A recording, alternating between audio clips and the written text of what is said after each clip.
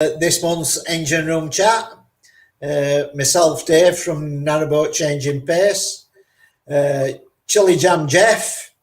Oh, yeah. Down the bottom right. And Glenn from A Life Full of Meaning, top right. We're one short at the moment. Saul from Barley Floating's struggling to log on. So we shall hopefully get him on board with us shortly. But we'll start with Jeff at the bottom. Don't know what you've been up to in this past month, Jeff, if anything. Not on the boat. We have been out on the boat, but we didn't go far. It was just too windy, so we just turned around and went back. I'd rather have the rain than the wind, I think. It's just ridiculous. Can't control it at all. Apart from that, not really. I'm going on it this weekend. What else we done? We had Glenn's old shed. I've cut the bank, so it's pushed in out the way now. Basically it. We haven't been on it. The weather's not been that good, has it? No. It's a bit in winter. It's a bit muddy down your way, isn't it? Yeah. Well, I drive across the field. He lets me go across the field now. Where they've took the turf up, I'll go across the field because I've got 4x4. Does he? You get to go across the field? Yeah. So I just go to the end and then just walk back. Oh, would you literally park at the end where the corner is? Yeah, at the end. Or I could go over the fence or just go up the end. What's the field like? Is it quite muddy? Yeah. Because in winter that holds water, that field. No, it's wet, man. But we get across there, no problem. I bet your truck gets well muddy. Yeah, it'll be all right. Give it a steam clean now and again. It's only mud, won't hurt it. Yeah, I suppose that's not so bad. It's not very far, is it, that corner to your boat? No, it's a lot less walking the other way round. What about your leaks? Have you checked your engine bay lately? Oh, yeah, I had water in that again. But I'm sure it's something to do with that lid. I think the leaves off the tree, they must go in the gap and block that drainer. So when I was there, when we took it out, I pumped it. There was water in it. I pumped it out. But I haven't had a look. I need that lid welding down because the hinge is broke anyway. So when it goes into blacking, they're going to weld. I'll put a new hinge on it or weld the hinge back on.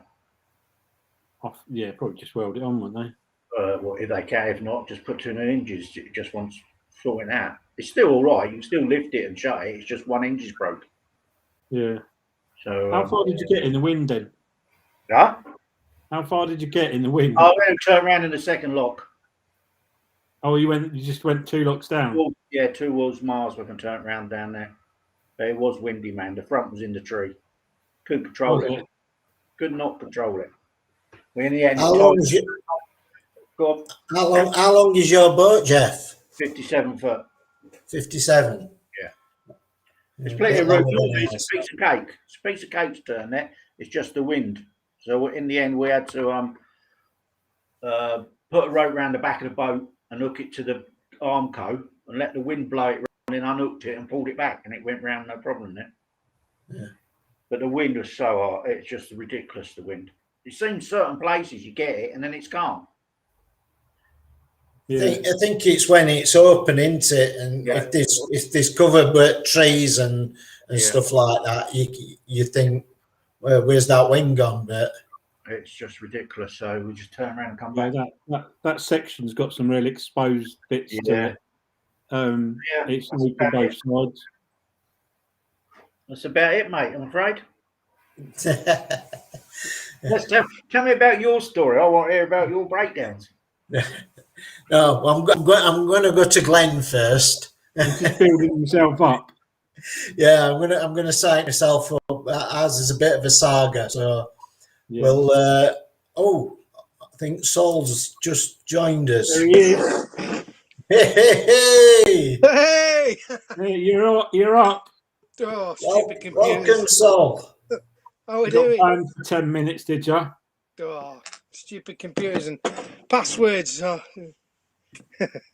Yeah, nightmare. Happy New Year, anyway. You're here, mate, and you got here. What matters. So we Jeff's just been chatting about what he's been up to over the last month, which ain't a lot, and we've just moved on to Glenn. Yeah. I haven't started yet. I'm just going to start. So basically, obviously, we went through Christmas. We all know, obviously, Nutshell went at the end of December or during December, and I got some withdrawal symptoms over Christmas. So literally, I think it was a week without looking, and then I've been looking at various different smaller narrowboats because we're going to go for a small, something under 38 foot or smaller for a holiday stroke, like weekendy sort of day boat, to moor up in Milton Keynes. There's loads coming on the market at the moment. I don't know if anyone's noticed, but there is an absolute glut of boats that seem to be advertised at the moment. We went to see 3 on last Thursday. One was up near Tamworth. That was a 30-foot Liverpool boat. It hadn't been looked like it hadn't been used for a while. The plate on it, well, I think it was 2018. So, but we really liked it.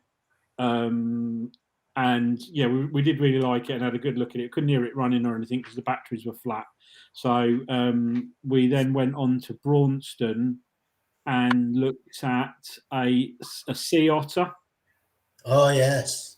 Yeah. So does everyone know what a sea otter is? I do know. Yes.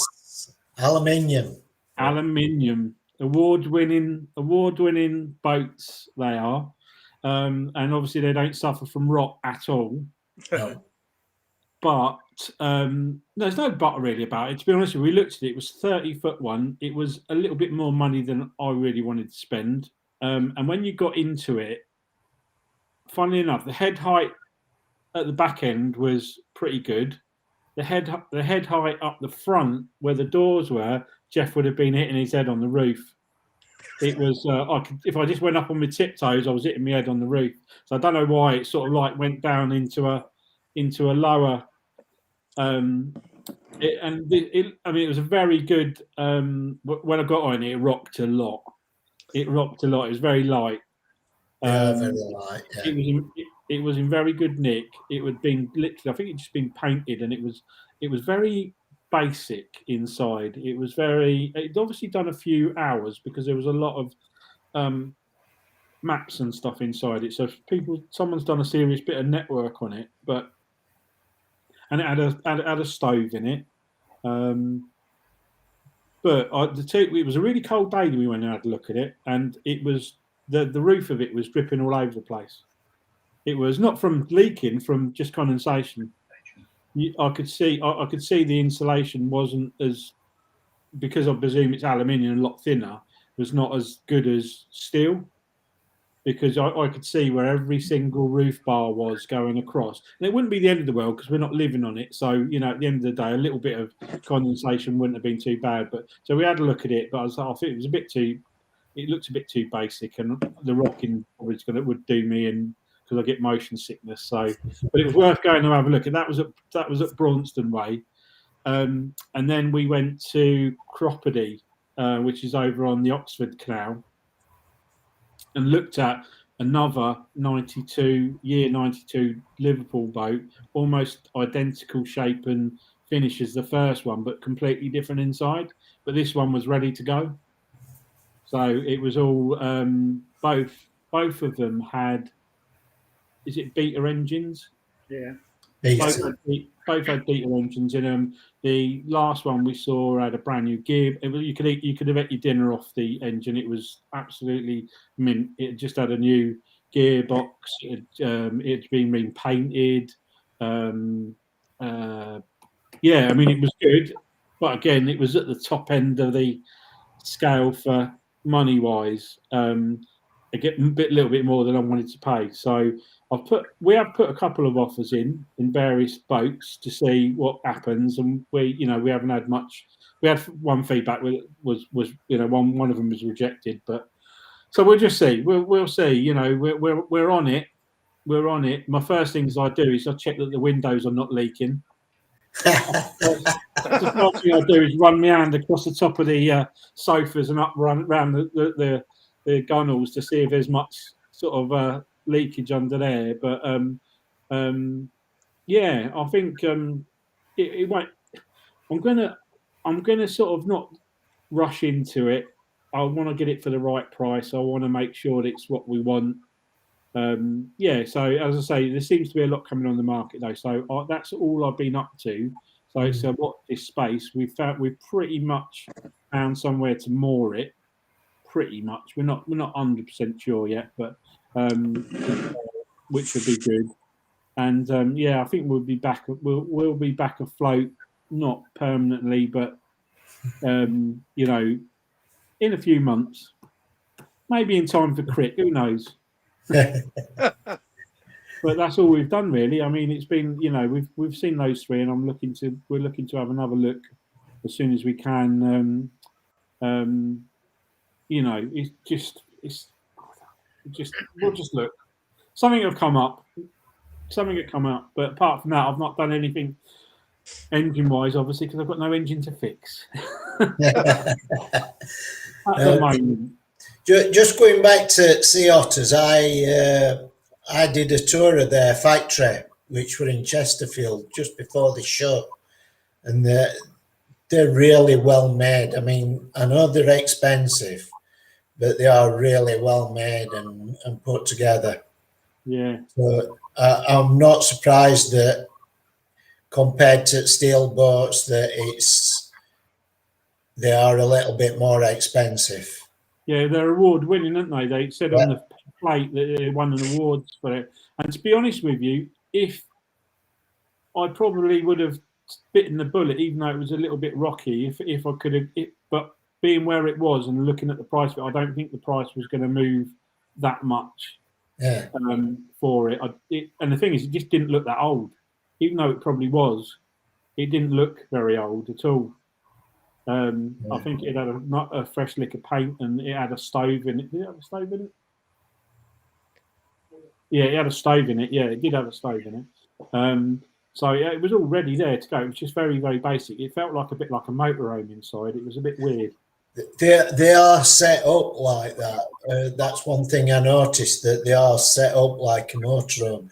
And when I looked, everything had a place. They look really, you go in a motorhome and there's things, little nooks and crannies everywhere. Yeah, that's right. There was a lot of cupboards, but it had a fixed bed in it. It was actually a fixed. As you walk through the door, it was considering it was only 30 foot long. It was a fixed bed straight away, which left a tiny little kitchen, which was just literally like an L shape at the back of the bed, and then you had your seating area and your stove. That was it. And the bathroom was again. It reminded me a little bit. It reminded me a little bit of a motorhome, but also a GRP bathroom. Sort of all very plastically white and clean, with a shower. It was like a wet room. It was just like a wet room, but yeah, well made, but just a little bit too much, bit more money than I wanted to spend. Yeah. To be honest with you. Right then, Saul, you're late to the party. Yeah. Yeah, we spent Christmas up at Chewitfield, right at the top. And then as we sailed back, a tree fell down at Boltonley Sands, which is just after Carnforth. We were heading towards Glasson Dock. But what happened was this tree had fell over. Anyway, it got shifted the day before New Year's Eve. So we managed to sail down to Golgate in that horrible weather. It was blowing a gale and raining really hard. And then on New Year's Eve, we sailed down into Glasson Dock, and we've been here now, nearly 2 weeks now. We're moving next Sunday. We're moving on Sunday back up onto the Lanky. So it was a bit hit and miss, but we managed it. We didn't have any engine problems or anything like that. Touch wood, he said. Yeah. And hopefully that'll continue. But yeah, it was a nice cruise, actually. It wasn't bad. A bit windy, but yeah, not too bad. But I have noticed back end sits quite heavy in water, and we seem to get blown about a bit. And she's a bit of a pig to handle, so I think I need to do something with ballast. So, but I'll ask you about that later on. Yeah, funny you should say that, because one of the boats we looked at the other day, there was no water in it. They'd emptied it it had been drained completely out, and I could actually, the anodes were showing in the water. You could actually see the anodes, being a shorter boat, the just not having water in it. It was about a foot higher than it should have been. Yeah. Yeah. Well, I think we got that much plating on. It looks like we've dropped about 1 inch, 2 inch in the water. So right, we need to just do something with ballast. But there we go. It'll have to be something that gets sorted out. Yeah. So that's about it, really. That's all I've done. I've done nothing else. Just I've gone up a dress size, but I'm, on a diet now. So we'll move on to me. Yeah. Are you sitting comfortably? Because we have had a nightmare, an absolute nightmare.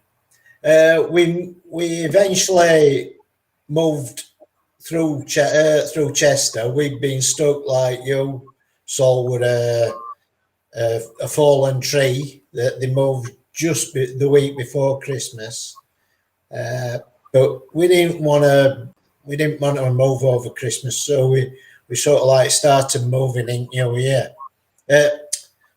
between Christmas and the New Year. So we moved through Chester on New Year's Eve, and moored up outside Waitrose to do some shopping, last minute shopping. Came back out and engine wouldn't start. Oh no. So I flattened starter battery trying to get it going, and although it goes against grain, I had to phone RCR to come out because I couldn't fix it. There were 3 or 4 inch of diesel in tank, which, because we'd been cut off, we haven't been able. The fuel boat hadn't been able to get down to us, so I knew diesel were getting low, but it weren't that low. So New Year's Day morning, RCR come out, and he just changed filters. He says, "I think you've just dragged some crap out at time where it's getting low." But he diagnosed that the starter battery were knackered. And I says, "Well, I think it's just low because I've been cranking it, trying to get it going." So he put a new battery on, and that were knackered as well. So he says, "Jump start it, front leisure batteries, and just let it charge up, let it run." He says, "It's a new battery." He says, if I take it off, I'm gonna scrap it, so you can have it for now." So fair enough. So we jump started it, got it going, spent New Year's Eve in middle of Chester, which we didn't want to do, but saying that, it was quite quiet. It was quite pleasant. It weren't too bad. So New Year's Day, we set off to go get out other side. Third lock, low shouts, "Mate, I've lost forward and reverse. Engine's still running, but can't get a gear." So checked it, engine bay, lever were moving, but it weren't moving selector on gearbox. So had to phone RCR again. 2 days. I took end cable off it, and it had snapped about 6 inch from gearbox. So there were no I could do. I couldn't get one myself New Year's Day. So RCR come out again, different engineer, put a new cable on, couldn't start the engine. So this new battery that the first guy put on weren't weren't holding charge. So he says, I've got another battery. I says, I'm not convinced it's battery. Anyway, he swapped the new battery for another new battery, and it started. So he says, it must have been battery. Okay, fair enough. So we totals off. I goes back to work. Lou phoned me up. 2 days later, engine won't start. Nothing. So I shot home, tried to jump start it from leisure batteries again to get her going. Nothing. So 10:30 at night, phone to RCR again. So they came out the next day, and it was starter motor that had failed, and it was just dragging the batteries down. So they were just a massive draw on battery. So it was dropping it down to like 7 volts. It just went right. So he came back the same day and fitted a new starter motor, which has worked. But as he was checking electrics, he found out that the starter alternator, because my engine's got 2 alternators on it, the starter alternator were knackered, so it weren't charging the starter battery anyway. So I've got to get a new alternator for starter battery. So other than that, we've had a great new year. Sounds like it. Yeah, bloody hell. It's cost us a bloody fortune. Bit by bit. Yeah, I'm like, engine's less than 6 years old. So I'm a bit surprised that starter motor had gone. Not so much with alternator, because you know they're spinning it. I mean, there's nearly 4,000 hours on engine, probably more. So alternators spinning all the time anyway, engine's going. Your starters, I'm surprised that starter motor's gone, but there you go. So yes, we've don't had think a fair bit of, your alternator and your starter motor was connected, as in like the starter motor was faulty, which was dragging down the batteries, and the alternator was working really hard to try and then charge the batteries. You know what I mean? Like a loop that's caused it all to fail. yeah, maybe, I don't know, but I'd check the outputs, and I thought, so I don't know, maybe the starter motor going has affected the alternator somehow. I don't see how that could have happened, but just too much draw, and then too much draw. Well, that's what you mean. Too much draw, and maybe overheated it or burnt it out a bit, or you know what I mean. But the draw's only on the starter motor when you're cranking into it. It's not like. But if your battery's going down to 7 volts, and then your alternator's having to work really hard. No, he did a volt drop on it when he were cranking it. So it were 12.9. The new battery were 12.9 volts. He left his tester on. When he cranked it, that dropped the voltage down to 7 volts when he were cranking. Right. So when it stopped, it then shot back up. Well, when it stopped, it went back up to 12.7 volts, which was showing it was charged. Yeah. So I think the fault on the starter motor maybe were masking other things. I don't know. Right. But I don't know. Electrics is a bit of a dark art for me. If I can follow a wiring diagram and that, but I'm not brilliant at diagnosing stuff. I can check whether an alternator's kicking feed at and stuff like that, and whether things are connected and whether wires have got a break in them. But actually diagnosing them, I'm not great at that. So what did you say you've done, Dave? You've connected up to the one alternator, haven't you now? yeah, I've because my plan was to take the alternator off, the starter alternator off, and get it repaired. But when I came to look at it, the belt that drives the starter alternator also drives the water pump. So if I'd have took that off, Louise can't run the engine to charge the batteries.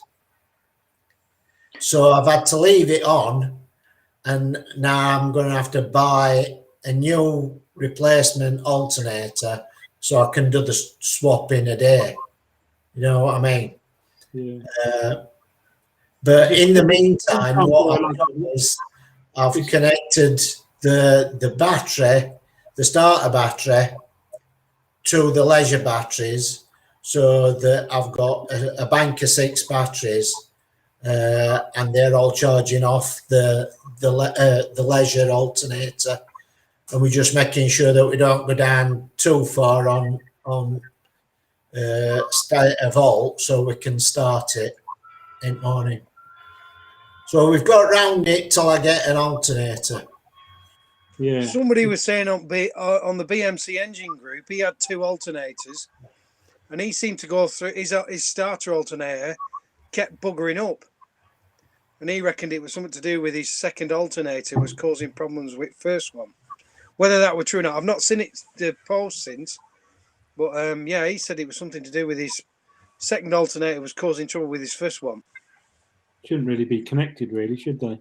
Mine's completely separate.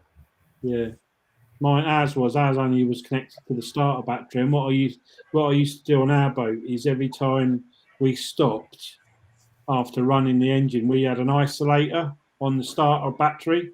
Yeah, we have. And I'd take that isolator out, so to make sure there was no possibility of any drain so at least I could start it. There was no drain on the starter battery. And it was like just like a thing you did: turn the key off, take the thing out for the cutout for the batteries, and then the next morning you just remember to put it all back in, and it just keeps it. It just makes sure you've always got a fully charged starter battery, just in case it gets some sort of draw on it. Yeah, because I know our car broke down. And we'd been getting water in our alternator. And I remember yours is a cruiser stern, isn't it, as well? Yes. So is there a slight drip on that alternator that you don't know about? I don't know. I don't think so. The engine is fairly dry. We do get watery engine bay, but I think that's from the self-draining deck that I've been playing about with, and that leaks when it rains, but it doesn't actually drip on engine. So I don't think. We've had a couple of floods in engine bay through one reason or another, but I don't think it's got that high to get anywhere near alternators. Plus the starter alternator's right at the top of the engine, so it's I don't know. I think it's just wear and tear, but I think it's like we're Vanet and everything else at the moment. Everything's coming a glut. We've had a good run. Things not going wrong, and then everything's going wrong at once or over a period of months. But we'll sort it, I think. It's nothing that money can't put right. Nothing that money can't put right. You know what they say? Buy a boat, bring out another 1,000. But well, enough of my woes. We'll try and have a look at some questions that's been coming through. I know. What's that? Is that? All right. I'm just pressing random buttons here.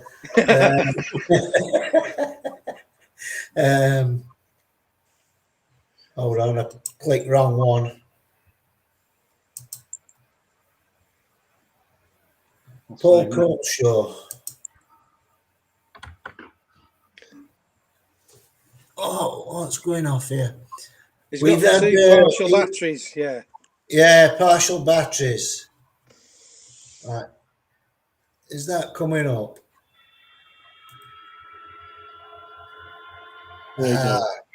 We're currently running at 2 partial batteries from 4 leisure ones, waiting for new lithiums to arrive with solar panels now. That'll not be cheap, Paul. Lithium batteries. They can run really low though, can't they, lithium? Yeah, they do. They do run really low. I think they suffer from cold a lot though, don't they? I've been told you've got to be careful with cold on them. Yeah. Yeah, if we keep lithium batteries in van, when for all tools and what have you, if it gets cold, they just stop working. You have to warm them up and stick them in your pockets before you put them in. So, the question for Paul then: do you know you're going to run the lithium batteries off the solars? Do you have to have a different controller to charge lithium batteries? Yeah. They have a setting, don't they? I think you just have to change the setting on the as long as the controller's got the setting, you can change the settings. I remember when I'd set mine up, it said, are you using lead acid, sealed, gel or lift? Yeah, there was options. Right, okay. If you buy some of the cheaper ones don't have the options, I don't think, and some of the really expensive ones, I think they can determine themselves what you're trying to charge. Right. But I think some of the sort of mid-range main ones, you just tell them what you're using. So, oh yeah, there you go. There's Trev said there they've got to be kept above. Lithium's got to be kept above something 5 degrees, I think it says. Right. Second message down. Yeah, there you go. Yeah. Above 5C when charging. Right. Yeah, it's just something that I'd heard about. You've got to be careful with extreme cold. So if you've got them in an engine bay, how would you keep them above 5 degrees C then? It's called a battery. Me personally, I'd insulate them.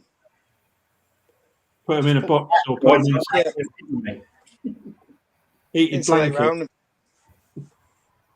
Yeah, Kingspan or something like that. Anything like that, I'll do. Right, because you won't want to sort of like spend all that money on lithium batteries and then knacking them up with cold, would you?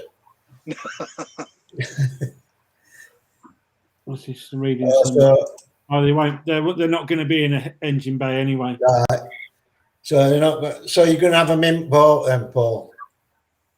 Yeah, it looks like that. When he's running it for a Victron setup, and they'll be looking at changing the settings once they're fitted. Right. So that's quite not an expensive. It's quite a complicated setup, that, isn't it? Them Victrons, they're all the built-in charger inverter things, aren't they? Yeah, I think you can get all sorts of ones that are actually combined, or you can get separates. But a lot of them are quite big, aren't they? Everyone I've ever seen is quite a big unit, and it's got everything in it. You can have charger. What's the other thing? Your battery. Your 240 volt inverter. and the solar panel controller. I think you can get one that does all. Yeah. Yeah. Paul, it's just put on. I have been on their boat, and their setups actually under the steps. As you step down into the boat, it's actually under the steps on inside. Remember now, yeah. It is quite a big unit, but it's a clever place to hide it, actually. Yeah, it's a bit of a wasted space sometimes, that, isn't it? Yeah. So last time I were in their boat, I fell down steps. did you Straight in boat. trip over the batteries? No, I didn't damage batteries. It's not my fault. Yeah, that's not why they're having to replace. Yeah. So, like Trev says, you cannot keep. I mean, engine bay. They must be inside the boat, as far as I know. Yeah. I don't know how you'd do that. Where if you've got a cruiser stern, how would you do that? I don't know. I see a lot of them. I've seen them where they have big setups in the like if the bed's at the back, under the bed and stuff like that. They just have to move them all. Yeah, you got to have some thick wires to connect them to engine, though, aren't you? If you've got a decent way. I see Paul said, "Are you sure?" Yeah, so some of my aura might have rubbed off on that when I visited them. Some of your breakdown bad luck. Yes. Cheers for mentioning that, Paul. I'm much appreciated that. Yeah. It's well, how long we've been going? 37 minutes. So do you want to call it a day? Do you want to call it early this week? Because it's well, there's one question just come up, and it was just basically how long is a starter motor warranty? That's usually about 12 months, isn't it? 12 months. Usually 12 months, yeah. I were looking at the RCR because RCR have fitted it. I were looking at their rules and regulations of the day, and they don't warranty anything they fit. They go by the manufacturer's warranty. Right. So they'll warranty their workmanship, but whatever part they put on is down to manufacturer. So I'd have to have a look at what make it is they've put on. I don't know, to tell you the truth. Yeah. I just see Wayne. He says, talking about lithium batteries, I've heard they are trialing driverless electric cars in Milton Keynes. Have I seen any? And any thoughts? No, I haven't seen any, and I'll avoid them like the plague if I don't. Before, didn't they? About a year ago, one crashed. Did they? Oh, bloody hell. But I'll see it on the news. They're trying them again. Are they in what, Milton Keynes? Yeah. Oh God, I have to look out for them then. It'll be fun when it going round the roundabouts with nobody in the drive. You think, Jesus, not for me. I don't think. Better, isn't it? Yeah. Oh, I've got to talk about my ballast. Oh yes, you have. Yes, sorry, Saul. Yeah, I've forgotten about that. I've got patio flags in, 16-inch patio flags basically. My boat is sat deep in the water. It's quite deep in the water, but it's tipping to one side because everything's on one side pretty much in this boat. So I need to know, can I just yank out a couple of flags and it'll float back up, or is there a special system or what? I did. I shifted ours about in nutshell. Yeah. When I took the lot of the stuff out on that side, when I took the bathroom out, which was a lot of build on that side, and we put the lighter bed in and everything. When I was under the floor, there was places where all I did was shifted the slab. I left some on the side it was listing, but then I pulled over some into the middle. Just shifted them out. I mean, presume if you're that heavy on the bottom anyway, mate, you could take some out. Yeah. Well, I was thinking about putting engineer brick in. Yeah, or the ones that come in. What are they called? Or them driveway ones, is it? Them. What did we take out of the house? Engineering bricks are better because they don't soak as much. They're impervious. They're not porous. Whereas paving slabs are porous, so they will absorb some moisture. I learned this after I built our boat and were told to use ready mix concrete in bottom of it, which I did, which is great if your boat is even down either side, but our boat leans over to the left, and getting ready mix concrete at bottom of the boat is a pain in the arse. But jackhammer, yeah. Jackhammer, yeah. But if you just want to reballast it, like Glenn says, just move them over. But if you're thinking about redoing it and taking it all out, I would go with engineer bricks because you can finally balance it because they're smaller. Yeah, you know what I mean. Or the storage eater bricks because they're cheap. People just want to get rid of storage eaters. I took loads out of storage eaters we took out of this house, and one storage eater had I think it had 16 or 18 blocks in it, and it was one that I couldn't even pick up. I couldn't pick that heater up at all. One person couldn't. I had to take it apart where it was, and I gave them all to Liam and Mel because they were listing over a bit to put in their boat, and they're small enough. I don't know if they're porous though. I don't know if they're quite got solid. a lot of iron in them. That's why they're so heavy. Got a lot of iron in them, so it could encourage a bit of rust. That Do they what in storage eater blocks? Yeah, that's why they're so heavy. They've got like iron in them usually. Oh really?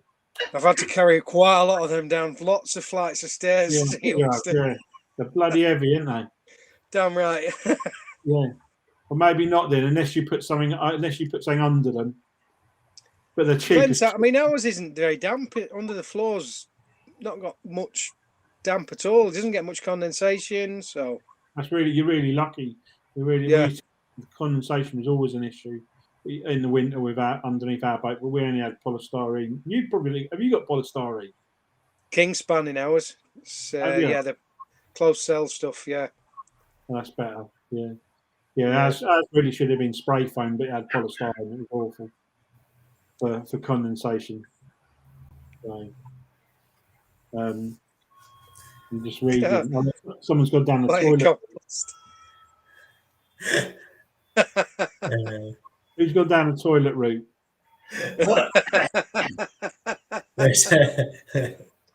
Yeah, and you need a big toilet, won't you? Yeah. No, I don't know. See, yours has been overplated, hasn't it, Saul, as well, which will have affected ballast. Does like Glenn was saying earlier, does it bring back up when you fill water tank up? It drops it down pretty level, but it doesn't last very long because we've got a big water tank actually for the size of the boat, but it doesn't last long. It's only like a day or two, and then it starts to rise up again. But I've noticed when she's full, she's a lot better to handle. Yeah. So I think she's sitting a bit heavy in the back. I measured it out.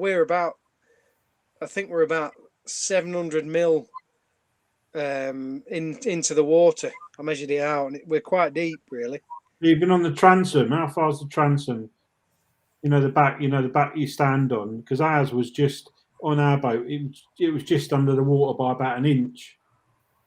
We're a good inch, maybe about an inch and a half under the water. That's about right, I think. Well, before that, it sat quite high. I don't know if the R&D boats, because ours is an R&D boat, I don't know if it sits quite high. Because when we went to look at it, it was before it was overplated. And there's a little, on the rudder, the top bit of the rudder was just poking out the water. Yeah. So I think it's, if it's only 50 mil, like it's gone in. So it'd be 650 down, which isn't too bad. Because that back bit you really want underwater, because obviously that's the bit that can rot out if it starts coming up out of the water. So you want to be heavier at the back anyway. Really, that's what the traditional narrowboat is. They always say, don't they? It should be sitting higher at the front and slope back into the rear. But I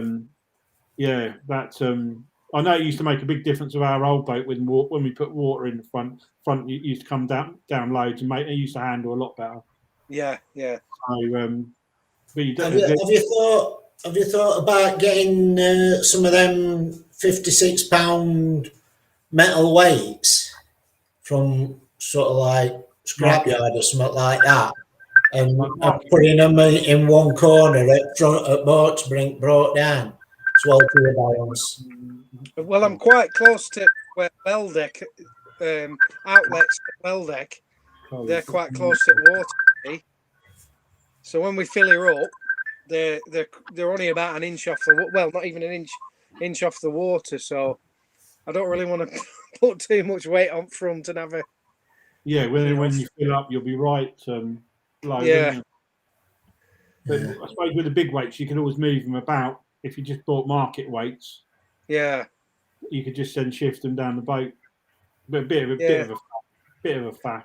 Well, let's say if I take ballast out at the back and raise her up just a slight bit, if she comes up an inch, then I think I'll solve that issue, and then I could probably put some weight in front there. And we've got the anchor at the front, so yeah. I see Trev just says there, he said his boat's overplated as well, and it runs much better with a full tank of water. It makes the prop alignment better. Yeah, of course. And Lanky's that shallow now. I'm digging my way through canal, mate. Yeah, I bet you are. Yeah. I just see Alan. I think Alan asked that before. Yeah, you put lithiums inside your boat as well, Alan. Yeah, that's the best place for them for the temperature. See, I wouldn't want to lift back at boat too much. No. Because you don't want your transom out of water, because then you reduce the efficiency of your prop. Yeah. You just end up churning a lot of froth up and don't go anywhere. Yeah, and air gets under there obviously and starts the corrosion process. Yeah. So I'll have to find somewhere there. I'll have to read up on it a bit. Sorry, Jeff. What? How's your engine nowadays? No, I need some new glow plugs. All right. And she's weeing oil everywhere. I don't know what the hell's going on. It's not coming out at air filter now, but I think I might have a leak on sump somewhere. So I'll be all right. I'll lubricate everything. Just keep topping. Yeah, I'll just keep scooping it up and tip it back in there. You'll be all right. Stockings. Are you still doing that route to reconditioned engine, Saul? I reckon we are. Yeah, we're going to try this summer and get pennies together. I've got a big job on in the spring, so hopefully I'll have enough pennies left over from that job to get a new engine in. Well, it'd be a good one to rebuild, though. It would be a good, because they're a pretty solid block, and to have it rebuilt, it's pretty good block wise. To have it just out long enough for someone to rebuild it and pop it back in, or do some sort of exchange. Well, at the moment, it's like I was talking to our engineer, and he just said minimum 11 weeks out of the water for him to do the engine job. He can't get the parts, and everybody's mad busy. It's crazy at the minute. 3 months. Yeah. Jesus Christ. They're working at Dave's van speed with that. Yeah. So what I've decided is if I buy a Recon engine, I can put that in and have the other engine rebuilt, and I can sell that on. Yeah. Sort of recoup my losses. Yeah, it might be an idea. Yeah, because they're worth a couple of grand, aren't they? Yeah. Yeah. If I make most of the money back that I've spent on getting a recon engine, then I'll be happy then. Yeah, and they can lift that in. I mean, there was a boat sitting up at Slapton for a while that had a engine issue, and I think it was RCR came and lifted it out. They came with a truck with a high-ab on it, lifted the engine out there, and then came back a week later with another or the rebuilt or fixed engine. And no, it wasn't a week later. They were there for about a month actually. Came back, kept on putting it off because it was right in COVID, and then they came and crane came back in again. I had the engine back in on the canal. Yeah. Oh, So, a long-winded story about that. Some Turk broke down in Hemel Hempstead in a lay-by. Volvo's delivered all the engine kit, and he rebuilt the engine in the lay-by on his own. Really? He was gone one day. It was all packed, all his rubbish put away in a little box, and he drove off. Really? Yeah, side piston and liners a lot. So I don't know what you're moaning about, Saul. You need to just get on with it now. Get on with it. Just find a lay-by. I bet he has sand as well. Yeah. Yeah. Oh, well. So we'll see how it goes. It's got some. I've got loads of little other jobs I need to do, shelving and linoing and all that. All before I start doing that, we're going to change layout at boat as well while we're doing it. So I might do ballast at the same time, if you know what I mean, and see if we can. She likes putting a lot of stuff in the boat though. She likes filling it up with stuff. Do you know what? When we emptied Nutshell, I couldn't believe how much it came out of the water. The back, we had a mark on the same thing on the rudder, and there was about 2 inches higher on the rudder when we emptied it. It was amazing. I was shocked how fast it came out of the water.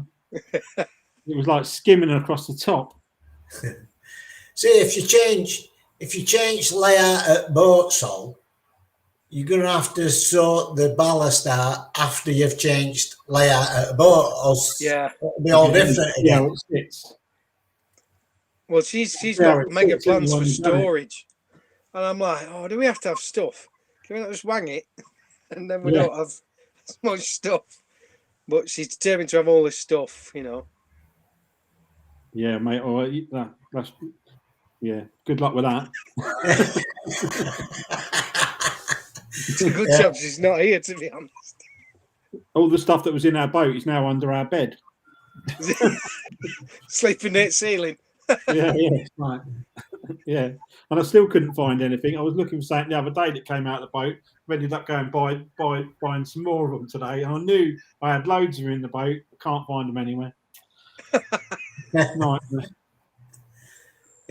So Narrowboat Girls thing on that, having that engine put in. I think RCR did that. Yeah, I think it was RCR did the one at Slapton. Yeah. So they've obviously got the facilities and the equipment to be able to lift it in and out for you. I'm not sailing all the way over there with this engine. No. To do the Ribble Link again. Maybe not. Don't risk it. So no. There's a guy on YouTube and he recons engines. So I'm forgetting his name now. Robert Jones, I think he's called, or something like that. Okay. And he recons engines. So I could probably buy one off him and, get him to rebuild the other one and sell it on. You know, local to you, is he local up there? No, I think he's down. Nottingham way. I think. Right. Okay. Yeah. I would try Primrose Engineering, Saul. Can you send us that, mate? And he's a guy who dabbles in old boat engines, and he is very good. He's very good with BMCs and listers. He did the cylinder head on our 2.5 BMC when we had that in boat, and if he does boat, he does fit boat engines as well. But he's down Coventry way. But he might be able to, point her in the right direction for a reconditioned engine as well. Yeah, that'd be great. It's worth a phone call to him. Definitely, yeah. Might have one kicking about. Yeah. You're 1.8 or a 1.5? Or the 1.5 us. Oh yeah, maybe upgrade to a 1.8, give you a bit more oomph. It's only about 8 more horsepower. Oh, yeah, that's a lot of horses. Oh, that's a lot of horses. It is. Say again, Jeff. So can't you buy an old compressor and take the engine out of that? You know these old compressors. You used to have the old compressors that drive the air jackhammers. Yeah. They're not anything like some of them BMCs. Have a look on eBay, so you can get an old compressor with an engine in it. Because a compressor engine is exactly the same. All it does, it revs. It doesn't go through the gears like a car engine. That's all you need. You got to marinize it though. Huh? Yeah, but you should be able to swap your bits over if you've got another bloody BMC. Yeah, it's keel cooled mine as well. So yeah, just swap bits over. Yeah, so just you got have a look. You might find one. Yeah. I'll give that a go. Yeah. BMC compressor engine will do it. Is that a compressor like a tow compressor you're talking Yeah, about? what I tow behind vans with the airlines and everything on it. Yeah, right. Yeah. That's all you want. And then you could sell a reconditioned compressor after that and see if you can get your money back on that. or tie it behind the boat. Think out the box sometimes. Save your money. Yeah. just buy an horse. Yeah. That's it, yeah. Or you could buy a transit van. Oh no, we won't talk about that. No, don't go down that road, Jeff. Thank you very much. We're not going. This is about boats, not transits. The backbone of Britain, they're supposed to be. Yeah. Yeah. I sold it. I sold buying the boat, buying the van, because we'd had a Merc van and that were a nightmare. And I said, we're buying a transit because you can get parts from dead easy. And that's how I sold it to Louise. Did you? Transit, and that backfired, didn't it? Yeah, not many. I don't think they do a good van on the market nowadays, do they? Nah. You know what? I've been hearing quite good stories about the Mercedes. I know we're going off track a little bit, but the Mercedes Vito van, I've met a couple of people recently that have got 400,000 miles on the clock of those. Yeah. Trouble-free miles. An alternator on one of them, you've got to take drive shaft out to get the alternator. You can unbolt the alternator, but you can't get it out, so you have to take drive shaft. Yeah. Nightmare. Yeah. We had a Merc Vito, and that were a bigger money pit than transits. I don't think there is such a good thing as a van nowadays. I don't know. I don't know if it's the newer ones. I mean, the one this person had that had done 450,000 was an 58 plate. I suppose you get good and bads on everyone, don't you? Yeah. Vivaros, I mean, Natasha's just put on Vivaros. They're probably best van I've ever drove. A Vivaro. I did. I've had two of them. I like them to drive. Yeah. They're a Renault, aren't they? Well, it's the Renault, Nissan, and Vauxhall put their name on that, don't they? Vauxhall, isn't it?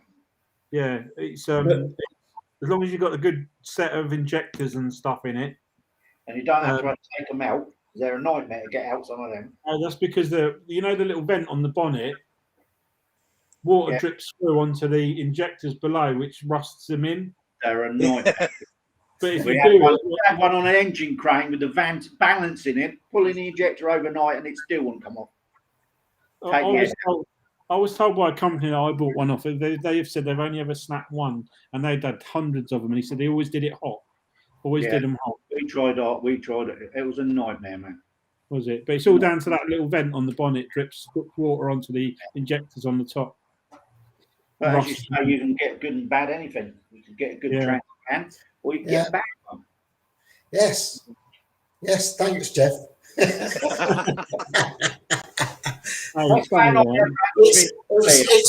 Our transit's been great for 5 years. It's just the last 4 months it's been a pain in the ass. That's that last bit before it went bang, isn't it? I think they call it the joys of motoring. Yeah, it is. Joys a boating, joys a motoring. There ain't no such thing as that no more. I'm just going to say a quick hello to. I think it. I ain't got my glasses on, but I think it's Gillis Spirit. I think they said been watching our channel for over a year from near Washington State. So hello, thanks for watching and thanks for coming. Thanks for coming to Engine Room Chat as well. I hope it's been enlightening. Yeah, thank you to everybody that's tuned in. Yeah. Hearing me warble on about breaking down everywhere and but yes, thank you for everybody to tuning in.